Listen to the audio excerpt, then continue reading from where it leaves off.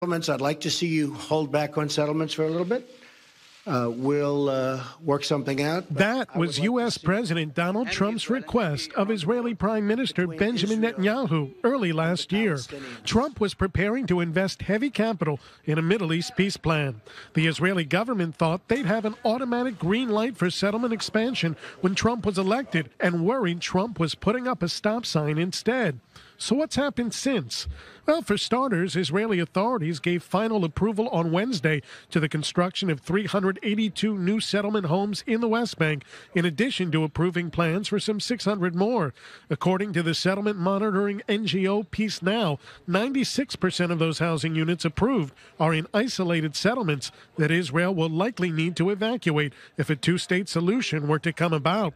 In fact, Peace Now data shows the number of West Bank and Eastern Jerusalem housing units approved has more than tripled during Trump's 22-month reign as president compared to the same period of time prior to his election. While the Trump administration described the prospect of settlement expansion as not helpful to the peace process, it never clearly laid down the law on it and certainly hasn't condemned any settlement construction announcements emanating from Jerusalem.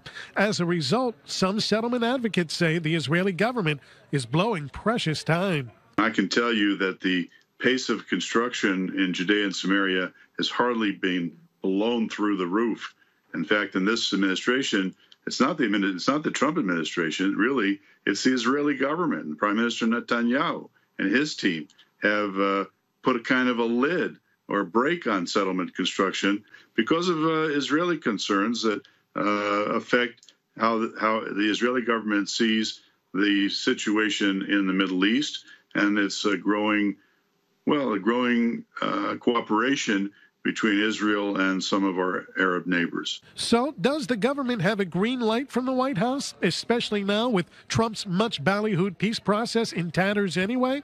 Well, it may not be a green light, but more of a yield sign. You don't need to stop. Just take a look around, make sure you're not blindsiding anyone, then drive the speed limit.